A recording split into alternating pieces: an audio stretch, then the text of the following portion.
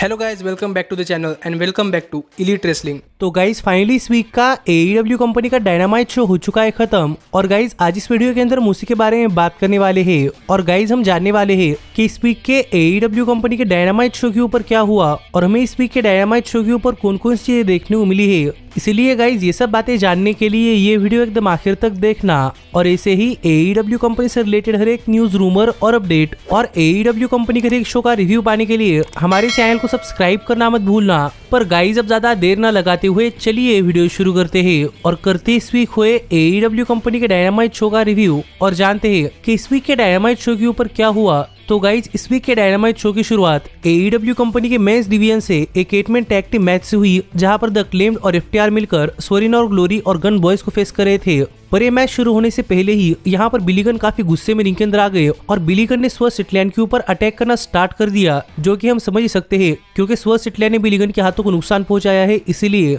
पर ये देखकर यहाँ पर रेफरीज और सिक्योरिटी गार्ड्स आकर बिली गन को यहाँ से बैकस्टेज ले गए, जिसके बाद ये eight man tag team match officially start हुआ। और गाइस जैसे ही मैच स्टार्ट हुआ वैसे ही सरप्राइजिंगली गन क्लब इस मैच के अंदर डोमिनेट कर रहा था। पर ये ज्यादा देर तक नहीं चला क्योंकि FTR ने इस मैच के अंदर अपना कमबैक कर लिया और इसके बाद FTR और अक्लेम मिलकर गन क्लब के ऊपर काफी तगड़ा अटैक कर रहे थे। पर एक टाइम के लिए इस मैच के अंदर कीथ ली आ गए और कीथ ली ने अकेले ही इस मैच का पूरा डायनामिक चेंज कर दिया, जिसके बाद हमें इस मैच के अंदर कुछ बहुत ही बढ़िया मोमेंट्स और कुछ बहुत ही बढ़िया मूव्स भी देखने को मिले हैं। और गाइस ये मैच एक 8-मैन टैग टीम मैच है, इसीलिए इस मैच के अंदर एक के बाद एक लगातार इतने सारे मूव्स हो रहे थे कि कैमरामैन को भी इस मैच को अच्छी तरीके से मॉनिटर करने के लिए मुश्किल हो रही थी। पर एक जबरदस्त ओपनिंग मैच के बाद अगर यहाँ पर हम बात करें इस मैच की विनर की, तो गाइस फाइनली इस मैच के आखिर में FTR ने गन क्लब के ऊपर अपना सबमिशन यानी कि शार्प शूटर लगा दिया था, जो देखकर कोल्टन गन ने सबमिशन छुड़वा दिया। पर कोल्टन गन के सबमिशन छुड़वाते ही द क्लेम और FTR ने मिलकर कोल्टन गन के ऊपर अपना फिनिशर यानी कि माइक ड्रॉप और बिग रिग लगा दिया और यहाँ पर गन क्लब को पिन कर द क्लेम्ड और FTR ने ये मैच जीत लिया है, जो मैच सच में इस वीक के डायनामाइट शो को ओपन करने के लिए एक बहुत ही बढ़िया मैच रहा।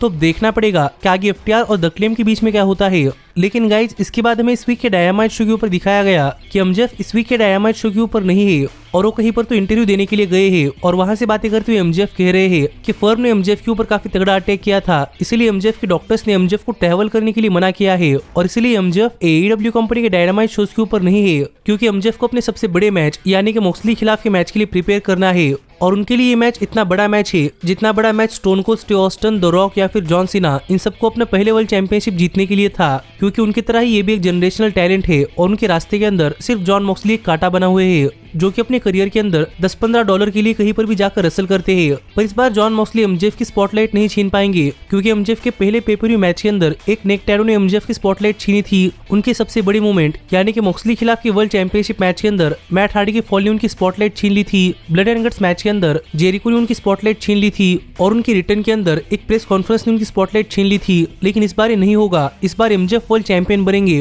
और खुद स्पॉटलाइट के अंदर खड़े होंगे, क्योंकि MJF is better than you and you know it. जो बातें कहकर MJF ने फिर एक बार AEW कंपनी के एरिना में ना आकर बैकस्टेज से काफी खतरनाक प्रोमो डिलीवर किया है, जिस पर आपका क्या कहना है ये आप मुझे कमेंट कर बताइए। पर इसके बाद हमें इस वीक के डायनामाइट शो के ऊपर स्ट्रोकली हैथवे के लिए भी एक हाइप वीडियो देखने को मिला, जिस हाइप वीडियो के अंदर बात करते हुए स्ट्रोकली हैथवे ने कहा कि स्ट्रोकली हैथवे MJF को अपना काफी अच्छा दोस्त समझते थे, लेकिन MJF ने स्ट्रोकली हैथवे को छोड़ दिया है और अब MJF को स्ट्रोकली हैथवे को अकेला छोड़ने की प्राइस पे करनी पड़ेगी। जो बात यहाँ पर स्ट्रोकली हैथवे ने कही, तो देखना पड़ेगा कि अब स्ट्रोकली हैथवे क्या करते हैं। लेकिन इसके बाद हमें इस वीक के डायनामाइट शो के ऊपर वर्ल्ड चैंपियनशिप के लिए नंबर 1 कंटेंडर टूर्नामेंट का फर्स्ट राउंड मैच देखने को मिला, जहां पर एडी किंगस्टन ईथन पेज को फेस कर रहे थे। और गाइस जैसे ही मैच शुरू हुआ वैसे ही एडी किंगस्टन इस मैच के अंदर डोमिनेट कर रहे थे और यहाँ पर क्राउड भी एडी किंगस्टन को सपोर्ट कर रहा था। लेकिन जैसे जैसे मैच आगे बढ़ा वैसे वैसे ईथन पेज ने भी इस मैच के अंदर अपना कमबैक कर लिया और हमें इस मैच के अंदर बैक एंड फोर्थ एक्शन देखने को मिला, जहां पर ये मैच भी दो टेक्निकल रेसलर्स के बीच में एक बहुत ही बढ़िया मैच रहा है और दोनों ही सुपरस्टार्स एक दूसरे के ऊपर काफी हार्ड हिट्स लगा रहे थे।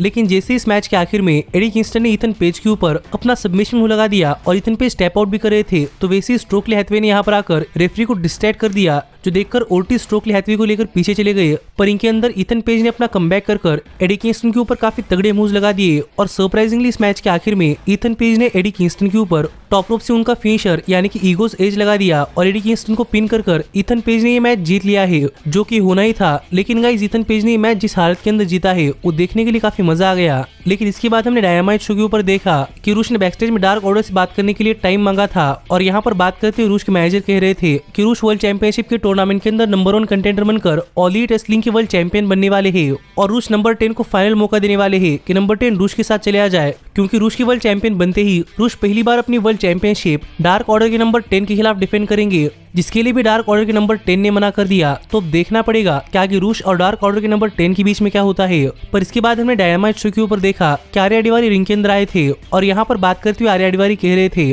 कि आर्या डिवारी को एक चैंपियनशिप चाहिए और जो कोई सुपरस्टार आर्या डिवारी को एक चैंपियनशिप देगा उसे आर्या डिवारी अपना खुद का बटलर देने वाले हैं। और ये बातें कहकर आर्या डिवारी ने वार्डलो की TNT चैंपियनशिप का ओपन चैलेंज एक्सेप्ट कर लिया, जिसके बाद यहाँ पर वार्डलो अपनी चैंपियनशिप लेकर आ गए और सरप्राइजिंगली यहाँ पर वार्डलो ने अपनी TNT चैंपियनशिप आर्या डिवारी को दे दी और आर्या डिवारी का बटलर ले लिया। पर इसके बाद वार्डलो ने उस बटलर के ऊपर काफी तगड़ा अटैक कर दिया और यहाँ पर TNT चैंपियनशिप का मैच शुरू हुआ और जैसे ही मैच शुरू हुआ वैसे ही वार्डलो ने आर्या डिवारी के ऊपर एक हेडबट लगाकर और एक क्लोज लाइन लगाकर काफी तगड़ा अटैक कर दिया और फाइनली आर्या डिवारी के ऊपर लगातार 4 पावर बम्स लगाकर आर्या डिवारी को पिन कर वार्डलो ने ये मैच जीत लिया है। जो मैच देखा जाए तो वार्डलो का टिपिकल मैच रहा, लेकिन वार्डलो के मैच जीतने के बाद वार्डलो ने यहाँ पर पावर ऑफ सॉप्स को कॉल आउट किया और वार्डलो चाहते थे कि पावर ऑफ सॉप्स उनके सामने आकर उनसे उनके आमने सामने खड़े रहकर TNT चैंपियनशिप के लिए फाइट करे और वार्डलो के ऐसे कहते ही पावर ऑफ सॉप्स भी यहाँ पर आ गए और यहाँ पर बात करते हुए वार्डलो कह रहे थे कि वार्डलो से उनकी TNT चैंपियनशिप कोई नहीं ले सकता और वार्डलो कभी भी अपनी चैंपियनशिप नहीं हारने वाले, वार्डलो से भी चैंपियनशिप कलेक्ट करने वाले हैं। जो बात यहाँ पर वार्डलो कर ही रहे थे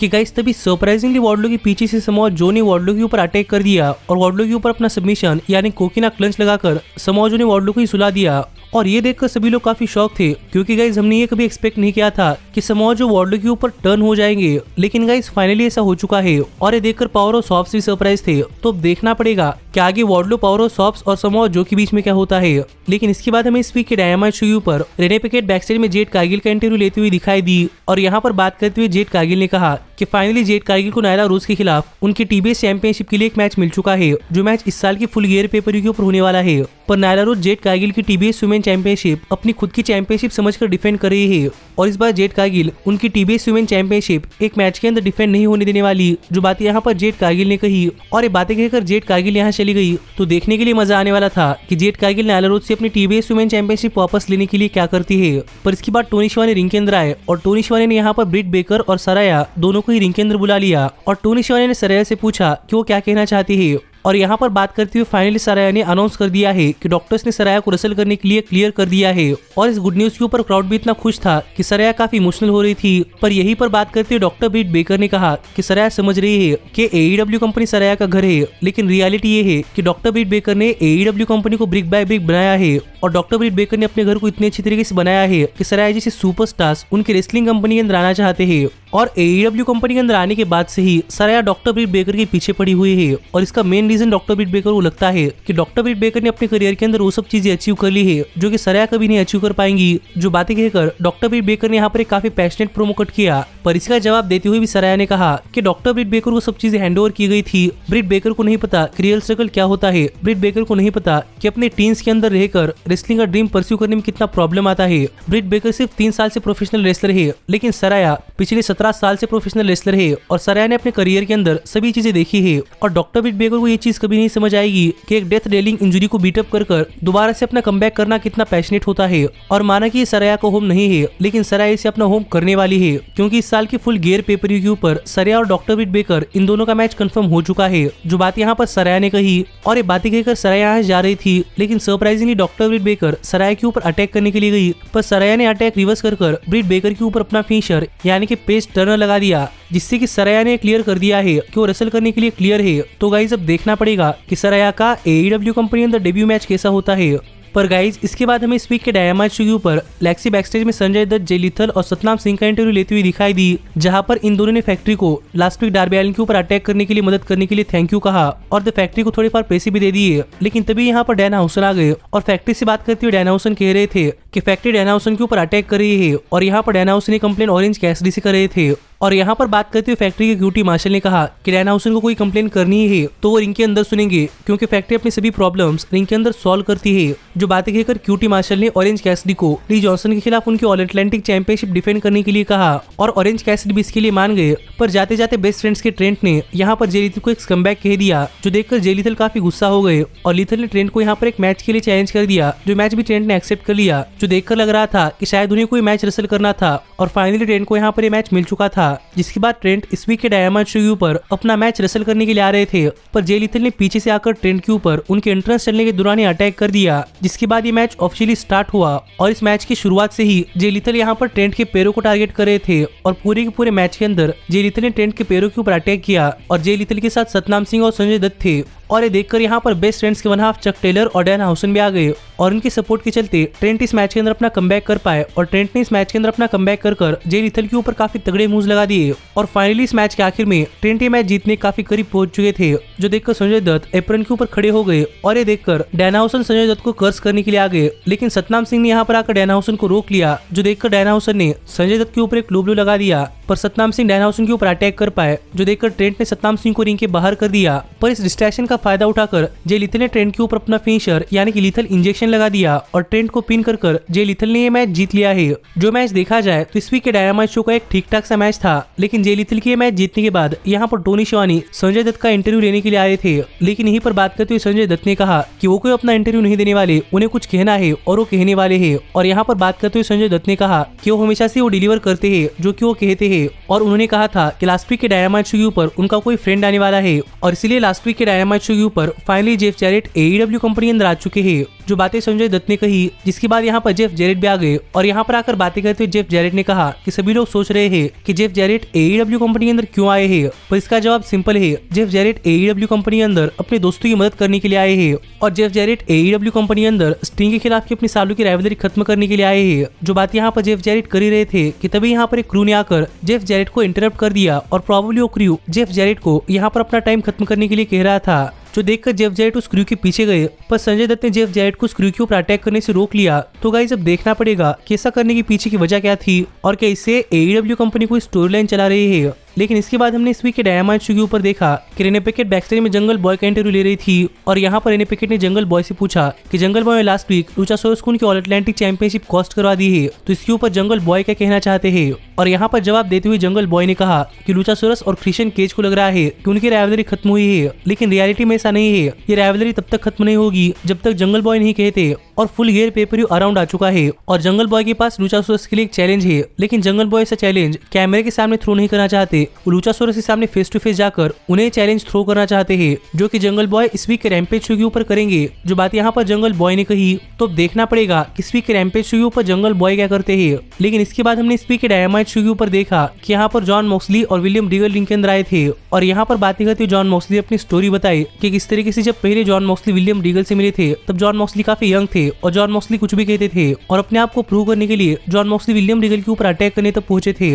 लेकिन विलियम रीगल ने जॉन मॉक्सली को उनकी जगह दिखाई। जिसके बाद जॉन मॉक्सली को समझ आया कि मॉक्सली रेसलिंग बिजनेस के अंदर कुछ नहीं है और मॉक्सली को इस रेसलिंग बिजनेस के अंदर कुछ बनना है तो उन्हें खुद से मेहनत करनी पड़ेगी और अपने हर एक टारगेट को अचीव करना पड़ेगा। उन्हें सिर्फ अपना मुंह नहीं चलाना। अब पर हाल फिलहाल में एक सुपरस्टार वही कर रहा है और सुपरस्टार कोई और नहीं बल्कि MJF खुद है। MJF भी यंग है और MJF सिर्फ अपना मुंह चलाते हैं, जो कि खुद को AEW कंपनी का पिलर या फिर खुद डेविल भी कहते हैं, लेकिन रियल लाइफ में MJF कुछ भी नहीं है। मानो कि MJF अपने आप को डेविल कहते हैं, लेकिन जॉन मॉक्सली MJF से भी काफी बुरे आदमी देखे हैं जो कि अपनी लाइफ के अंदर काफी बुरी चीजें करते हैं और उन लोगों के सामने MJF डेविल के क्यूट यंग पपी जैसे है जिन्होंने आज तक कभी रियल वर्ल्ड के अंदर पैर भी नहीं रखा। पर फाइनली इस साल की फुल गियर पेपर के ऊपर MJF को एक रियलिटी चेक मिलने वाला है और MJF को पता चलेगा कि रियल लाइफ इतनी आसान नहीं होती जितना कि MJF को लग रहा है और रियल लाइफ में डेविल्स नहीं होते, सिर्फ चैंपियंस होते हैं। जो बातें यहाँ पर जॉन मॉक्सली ने कही और मॉक्सली का ये प्रोमो भी एक काफी बढ़िया प्रोमो रहा। पर इसके बाद हमें इस वीक के डायनामाइट शो के ऊपर फिर एक बार द एलीट का एक हाई वीडियो देखने को मिला, जहां पर हमें फिर एक बार द एलीट गायब होती हुई दिखाई दी। पर guys surprisingly full gear paper की पोस्टर के ऊपर दोबारा से एलीट वापस आ चुकी थी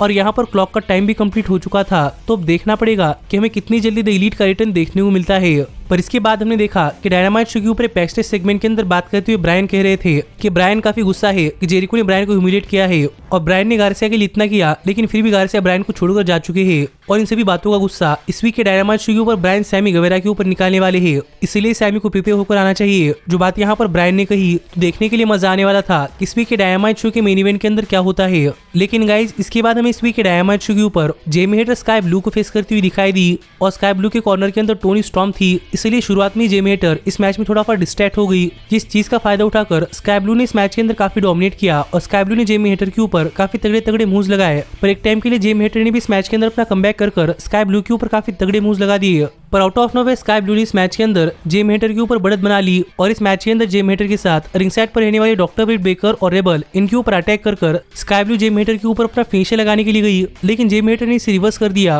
और out of no way sky blue के ऊपर अपना फिनिशर यानी कि रिपकोट लैरिएट लगाकर स्काई ब्लू को पिन कर जेमी हेटर ने ये मैच जीत लिया है। लेकिन गाइस ये मैच जीतते ही जेमी हेटर ने स्काई ब्लू के ऊपर अटैक करना स्टार्ट कर दिया, जो देखकर टोनी स्टॉर्म स्काई ब्लू को बचाने के लिए आ गई। पर जेमी हेटर और डॉक्टर ब्रिट बेकर सभी यहाँ से भाग गई। तो देखना पड़ेगा कि इन सब के बीच में फुल गियर पेपर व्यू में क्या होता है। लेकिन इसके बाद हमने इस वीक के डायनामाइट शो के ऊपर देखा कि वर्ल्ड चैंपियनशिप एलिमिनेटर टूर्नामेंट के मैच के लिए बात करते हुए ब्रायन केज कह रहे थे कि डांटे मार्टिन के पास काफी इनह्यूमन एबिलिटी है, लेकिन डांटे मार्टिन ब्रायन केज से बढ़िया नहीं हो सकते क्योंकि ब्रायन केज कोई मैन नहीं बल्कि मशीन है और ब्रायन केज डांटे मार्टिन को हराने वाले है। जिसका जवाब देते हुए डांटे मार्टिन ने कहा कि एक कहावत है कि लोग जितने बड़े होते हैं उतनी जल्दी गिरते हैं और डांटे मार्टिन ये कहावत इस वीक के रैम्पेज शो के ऊपर सर्च कर दिखाने वाले है। जो बात यहाँ पर डांटे मार्टिन ने कही तो देखने के लिए मजा आने वाला था कि रैम्पेज शो के ऊपर क्या होता है। पर इसके बाद एलेक्स मार्वेज बैकस्टेज में रिकी स्टार्स को देखने के लिए गए थे, पर सरप्राइजिंग वहां पर लांस आर्चर जाकर रिकी स्टार्स के ऊपर अटैक कर रहे थे क्योंकि उनके बीच में भी वर्ल्ड चैंपियनशिप टूर्नामेंट का मैच होने वाला है। और यहाँ पर बात करते हुए लांस आर्चर ने कहा कि एवरीबॉडी डाइज और एक कहकर लांस आर्चर यहाँ चले गए। तो देखना पड़ेगा कि आगे लांस आर्चर और रिकी स्टार्स के बीच में क्या होता है।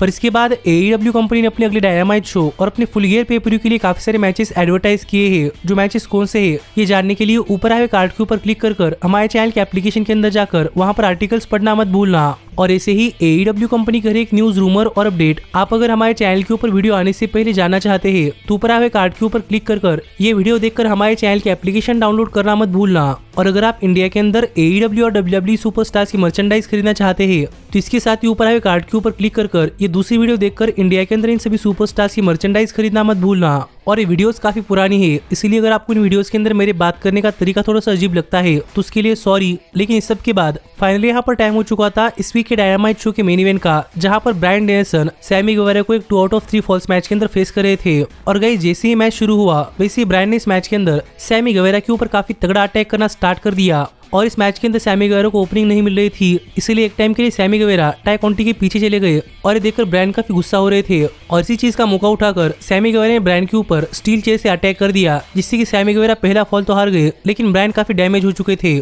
और इस चीज का फायदा उठाकर सैमी गवेरा ने ब्रायन के ऊपर काफी तगड़ा अटैक कर दिया और ब्रायन के ऊपर अपना फिनिशर लगाकर सैमी गवेरा ने भी एक फॉल स्कोर कर लिया, जिससे कि आखिरी फॉल जो जीतता वो सुपरस्टार मैच जीत जाता। और इसके बाद ये मैच एक काफी तगड़ा मैच हुआ, जिस मैच के अंदर हमें काफी बढ़िया मूव्स और काउंटर मूव्स देखने को मिले हैं। और गाइस इसके बाद ये मैच एक पेपरी लेवल का मैच बन चुका था, जहां पर दोनों ही सुपरस्टार्स हार मानने के लिए जरा भी तैयार नहीं थे और दोनों ही मैच जीतने के लिए कुछ भी करने के लिए तैयार थे। और सरप्राइजिंगली ब्रायन इस मैच के आखिर में मैच जीतने काफी करीब पहुंच चुके थे, पर टाई कॉन्टी ने रेफरी को रिंग के बाहर खींच लिया, जिससे कि ब्रायन ये मैच नहीं जीत पाए, जो देखकर रेफरी ने टाई कॉन्टी को रिंग साइड से इजेक्ट कर दिया। और इस पॉइंट के ऊपर सभी लोग दिस इज ऑसम के चैंट्स कर रहे थे और इस चीज का फायदा उठाकर ब्रायन सैमी गवेरा के ऊपर अटैक कर रहे थे। पर सैमी गवेरा ब्रायन के किक्स रिवर्स कर ब्रायन के ऊपर अपना फिनिशर यानी कि GTH लगाने के लिए गए, पर ब्रायन ने रिवर्स कर दिया, जो देखकर सैमी गवेरा ने ब्रायन के ऊपर जेरिको का सबमिशन यानी कि लायन टेमर लगा दिया। पर फिर भी ब्रायन ने यहाँ पर हार नहीं मानी और ब्रायन ने रिवर्स कर सैमी गवेरा के ऊपर आर्म टैप किक्स लगा दिए, पर सैमी गवेरा फिर भी नीचे नहीं रह रहे थे, इसलिए ब्रायन ने सैमी गवेरा के ऊपर हैमर एंड एनवल एल्बोज लगा दिया और फाइनली अपना सबमिशन यानी कि द बेल लॉक लगा दिया। पर फिर भी सैमी गवेरा रोप ब्रेक की तरफ बढ़ रहे थे, जो देखकर ब्रायन ने सैमी गवेरा के दोनों हाथों को ट्रैप कर दिया, जिससे कि सैमी गवेरा यहाँ पर नहीं हिल पाए और सैमी गवेरा ने टैप आउट कर दिया। और यहाँ पर ब्रायन ने ये मैच जीत लिया है और इसके साथ इस वीक का डायनामाइट शो ऑफ एयर चला गया, जो शो मुझे तो काफी पसंद आया है। और ब्रायन और सैमी गवेरा के बीच की मैच सीरीज भी काफी बढ़िया थी। और आप मुझे कमेंट कर बताइए कि आपको ये मैच और आपको ये शो कैसा लगा। पर ऐसे ही AEW कंपनी से रिलेटेड हर एक न्यूज रूमर और अपडेट और AEW कंपनी के हर एक शो का रिव्यू पाने के लिए हमारे चैनल को सब्सक्राइब करना मत भूलना। और गाइज अब मैं मिलता हूँ आपसे अगली वीडियो के अंदर, पर तब तक stay healthy, stay happy and keep watching elite wrestling. Hey, did you like that video? Click the screen for more. And where do you think you're going. Check out our official merchandise page and to support the entire cast. And thanks so much for being the elite. The elite, the elite. What, Nick, you're not going to sing it all with me this time?